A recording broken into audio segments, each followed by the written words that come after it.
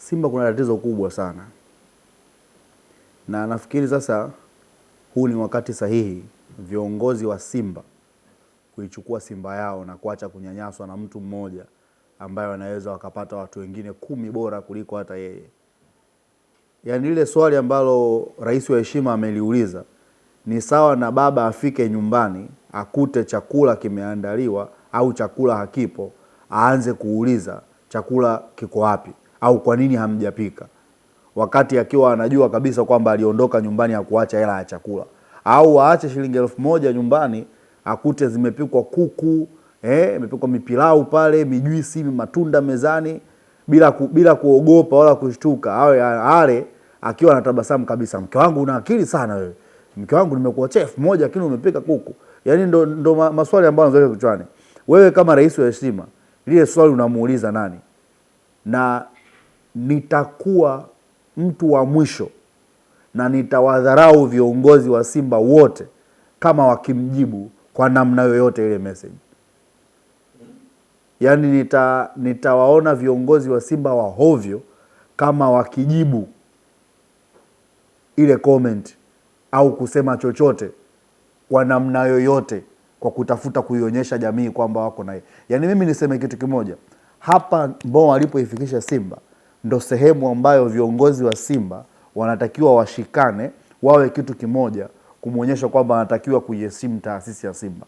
Uwezi ukaenda kuuliza swali la ofisi katika mtandao wa kijamii kwa nia yake mama ilikuwa ni nini? Wanachama wajue ile ni platform sahihi ya kuwajulisha wanachama kwenye comment. Au labda naye ameshikishwa, labda wenda hakuwa na taarifa hiyo kama kuna. Kwa nini huna taarifa kama rais wa heshima? Yaani mtoto wako anakwenda kutangaza uchumba, we baba huna taarifa. Mara nyingi amekuwa akizungumza kwamba kuna watu wanamkwamisha. Wanaomkwamisha kwenye nini? Kwenye mfumo. Ngoja nikwambie kitu kimoja. Unajua hapa ndipo ninapoanza kuamini kwamba kuna viongozi au kuna machawa ama ma-influencer ambao kweli walikuwa wanalipwa ili kuiharibu taasisi ya Simba. Kwa sababu watu walitoka wiki 2 zilizopita, kama sio wiki moja, waliongea maneno mazito kabisa. Wakina JB, wakina Dr. Mo na wengine mbalimbali. Sio? Walizungumza maneno mazito kabisa. Wakaonyesha namna gani ambavyo uongozi unauhujumiwa. Namna ambavyo mwenyekiti ambaye nimemtetea kwa muda mrefu sana, Murtaza Mangungu, amekuwa akipitishwa katika moto kwa maslahi ya watu wengine. Sasa leo hii wale wakatoka wakaenda kuomba msamaha. Mwanaume pekee ambaye nilimuona amesimama mpaka sasa hivi ni yule anajiita mchungaji wa Simba. Yeye amekiri akasema sitaomba msamaha. Ila wale walioomba msamaha ndo wanatakiwa wakamatwe na wanachama wa Simba wachapwe viboko, kwa sababu wale ndo wanaoshirikiana na wenye fedha kuiharibu kwa sababu ya maslahi ya tumbo lao. Leo hii unasimama unaongea maneno mazito kama aliyokuwa ameongea Dr. Mo, kama ambao alikuwa ameongea JB 64 kwa nguvu kubwa, kwa bashasha kubwa, lakini baada ya kusokomezwa kipande cha mkate kinywani ameamua kuomba msamaha. Unamuomba msamaha nani? Hao ndio wanaoshirikiana kuiharibu taasisi ya Simba. Na ndio maana kila siku nasema wanaoiharibu Simba ni ma-influencer wanaoendekeza njaa. Leo hii mwenyekiti ama rais wa heshima anakwenda kuiuliza management ya Simba transformation imefikia wapi kwenye mtandao wa kijamii. Hajui ofisi ilipo, hajui kanuni na taratibu za kuongoza ofisi. Anakwenda kuuliza kwenye mitandao ya kijamii nia yake ni nini? Yaani kwamba yeye, yaani ninaanza kuamini hata yale maneno kwamba yeye alikuwa anatumia nguvu kubwa ili wanachama wape wasajiliwe ili aidhoofishe klabu ili aendelee kuitumia. Ndio maana nasema hivi, mimi bwana huwa ninaheshimu sana mtu mwenye fedha. Na nimekuwa nikimtetea sana Mohamed Dewji. Lakini kwa hichi alichokifanya, anajua anachokitafuta. Na punde si punde utasikia tu machawa, ma-influencer watapewa tena vibahasha vya kaki, wataanza sasa kuwashambulia viongozi wakimtetea mwenye fedha, wasijue kwamba ndio wanaua klabu yao. Na mimi niseme kitu kimoja, hebu ifike wakati wanachama wa Simba wawe serious. nguvu kubwa wanayoitumia kugombana na mzee Mangungu waiwekeze kuwachapa viboko hao ma-influencer wanaokula hela, wanaoendekeza njaa na umaskini kwa matumbo yao, kuiua klabu yao, kwa sababu leo wako huku, kesho wako kule, wanang'ata na kupuliza, wanaongea vitu ambavyo havieleweki. Mimi niseme kitu kimoja, miongoni mwa watu wanaotaka kuiharibu klabu ya Simba, Mohamed pia hawezi kuepuka hizi lawama. Hawezi kuepuka hizi lawama kwa sababu kuna mambo mengi anayatengeneza ambao anadhani sintofahamu. Wewe kama kiongozi mpaka leo hujui transformation imefikia wapi. Unajihitaji rais wa heshima na wewe ndo umejivalisha ama umechakata karata zako ukapata mandate ya kutengeneza bodi ya wadhamini kubwa kuliko hata wale wenye 51%. Leo hii unakuja unatoka hadharani na kuwauliza viongozi hao na wengine ulioweka wewe. Magori alikuwepo jana? Magori alikuwepo jana? Si ameteuliwa na Mo Dewji kuwa mwenyekiti wa bodi? Je, Magori pale alikuwa anafanya nini? Bosi wake alikuwa hajui kama transformation imefikia wapi? Hakuona kuna sababu ya kuzungumza na mwenyekiti wa bodi? Je, wakati wanaenda kwenye kikao Magori hakumpa bosi wake taarifa? Kwangu mimi niseme kitu kimoja, viongozi wa Simba wakiongoza na mwenyekiti Murtaza Mangungu, ni wakati sahihi wa kuitoa Simba katika mikono ya unyang'anyi. Ni wakati sahihi wa kuikomboa Simba na kuitengenezea mazingira thabiti ambayo itaifanya Simba iwe imara na iwe thabiti. Baba kumlea mtoto wa kambo, yani wewe ukichagua kumlea maskini kwa nguvu zako mwenyewe, kwa kujinasibu kwamba wewe ni tajiri na unataka kwa sababu ya mapenzi, isiwe sehemu ya kuwanyanyasa. Mo anachokifanya sasa hivi ni kuinyanyasa klabu ya Simba. Lakini mimi niseme kitu kimoja, kidogo nina elimu ya masuala ya biashara. Sawa sawa. Hakuna mfanyabiashara yoyote duniani anayefanya biashara kwa hasara.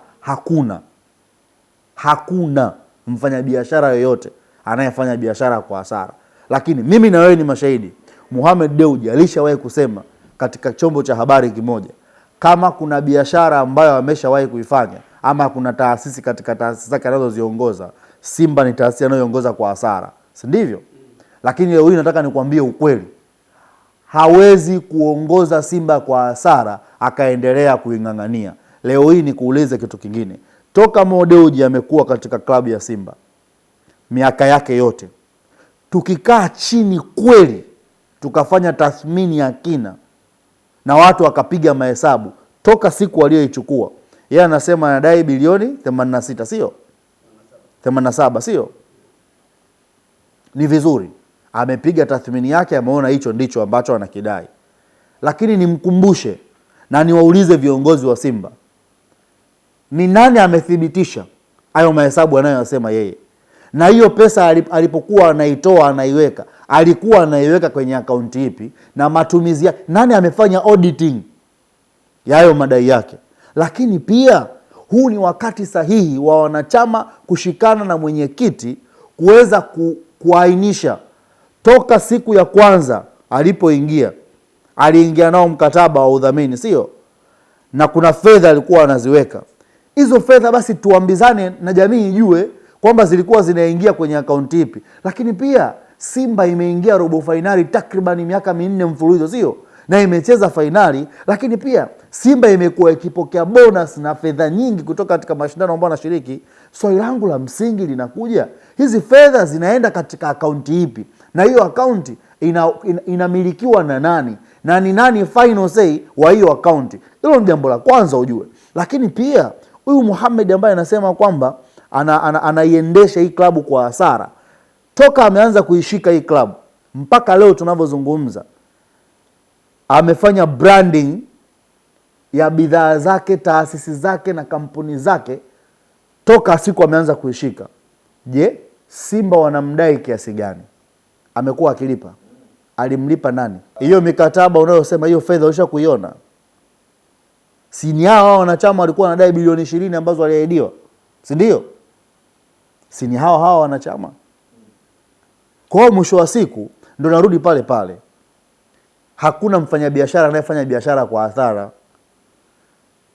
Simba wanatakiwa wakae chini, wapige mahesabu, logo zote zilizopo katika merchandise zao ambazo wanazivaa zina thamani kiasi gani, toto ya miaka yote, nao wampelekee invoice.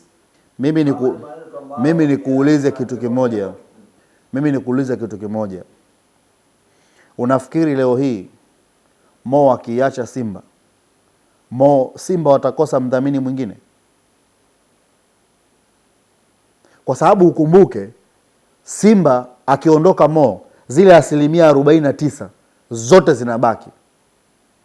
Vipi kama Simba wakaamua kuuza zile hisa kwa 10% na kila 10% waweke ni bilioni 20? Watakuwa na bilioni ngapi kwa 49%? Zaidi ya bilioni 80, sio? Si ndio?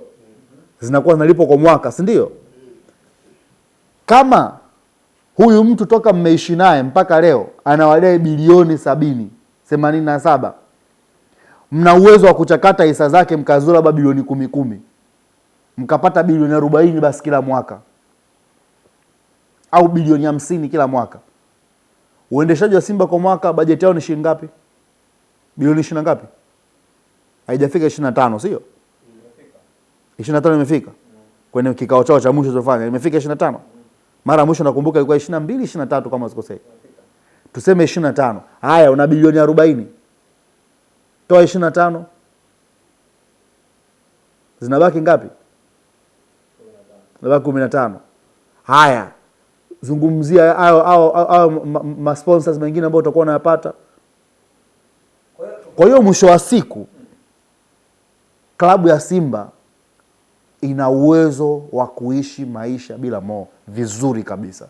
Kilio cha kwanza cha wana Simba, hakuna taasisi yoyote ya mpira inayomilikiwa na jamii ikawa na nguvu kama haina wanachama wapya. Yanga leo hii wanaringa, wanatamba kwa sababu usajili wa wanachama wapya unafanyika kila uchwao, si ndivyo? Na wanalipia fomu zao. Kwa hiyo ukipeleka thamani ya klabu yako mbele ya watu, unawaambia tuna wanachama milioni 100 au milioni 1 au bilioni 1 au tuna wanachama 900,000 au 100,000, sio? Nje hawa wanachama, brandi yetu, tathmini yake, ukubwa, thamani yake ni hii. Lakini pia tuna 1, 2, 3. Umeelewa? Kwa hiyo ambacho kwa kinafanyika kwenye Simba ni kudhoofisha ile 51% kutokuwa na nguvu, ndio maana wakawa hawaingizi wanachama wapya. Lakini leo mwenyekiti kaona okay, isiwe tabu, kwa sababu mchakato wa transformation hauanzi tu out of nowhere. Hata Yanga tunaona waliita bodi, wakakaa, wakawalika wageni, wakafundishwa, wakaelewa, ndio kaona harakati za kuuhisha nembo ya klabu, sio kufanya nini, kuipa thamani, kurekebisha majengo, kufanya nini, wanachama wapya kusajiliwa kila uchwao, si ndio? Moja ya transformation agenda ni kuhakikisha 51% inapewa nguvu. Leo hii Mangungu kaamua kuanzia hapo, lakini kwa sababu kuna wanachama wa hovyo ambao wanapewa vibahasha, hawa ma-influencer ndio tatizo kubwa kwa klabu ya Simba. Wanapewa viposho kwa sababu ya hali mbaya ya kimaisha, umaskini na njaa kwenye matumbo yao. Wanaisaliti klabu yao kwa kwenda kuweka vipresi tu vya hovyo, kusema viongozi na wahuni kutumwa kwenda kumshambulia Mangungu na vitu kama hivyo. Mimi nasema kitu kimoja, hatua ya kwanza ambayo mwenyekiti ameamua kuifanya baada ya kudhalilika na kudhalilishwa na wahuni waliotumwa na wahuni wenzao kuja kuiharibu klabu ya Simba, ameona aipe nguvu taasisi yake kwa kuimarisha wanachama. Ameintroduce mfumo wa wanachama. Wewe ukiwa kama mwenyekiti ama rais wa heshima, kwanza unatakiwa upongeze. Alafu kama una swali lolote sasa, urudi kwenye bodi ya wadhamini pamoja na mwenyekiti, mkae kwenye vikao vyenu vya ndani, muulizane. Lakini kwa sababu anataka kutengeneza taharuki mtaani, ndio kunazalishwa haya mambo ambayo hapa. Mimi niseme kitu kimoja, Simba ni kubwa kuliko Mohamed Dewji. Na Mohamed Dewji anayehitaji Simba kuliko Simba anavyomhitaji. Kwa sababu Simba wakiachana na Mohamed Dewji kupata timu bora kama Simba kwenye ardhi ya Tanzania haitawezekana. Tunazo historia mbalimbali. Ameshajaribu kule Singida, amepita wapi na vitu kama hivyo. Lakini Simba akiachana Mohamed Dewji ana uwezo wa kupata watu wengine. Ndio maana mwenyekiti wa Yanga mzee wangu aliwaambiaga wanachama wa Yanga, msimu huu kwa kipindi hichi hatuwezi kupambana na Simba. Tanikumbusha kila siku jina lake lanitoka mzee wangu Mshindo Msola. Hatuwezi kupambana na Simba kwa sababu hatuna nguvu za kiuchumi. Kwa hiyo tutakachokifanya cha kwanza, tuisupport timu iende, lakini tutakwenda kutengeneza mazingira mazuri, lakini pia tutatafuta wafadhili. Ndo wakaanza kupatikana wadhamini, watu wakaweka fedha. Leo hii jeuri unayoiona Yanga watu wanamuimba injinia, sio kwa sababu injinia ana akili kubwa tu ya mpira, lakini kuna fedha iko juu ya ile akili kubwa ya mpira. Ndio unaona kinachotokea Yanga. Kwa hiyo mimi niseme kitu kimoja, Simba inaweza kuishi bila Mo, ila Mo kama mfanyabiashara hawezi kuishi bila Simba. Ili kuwa wa kwanza kupata habari zetu nyingi zinazoendelea, usiache kulike, kucomment na kusubscribe YouTube chaneli yetu HN Digital.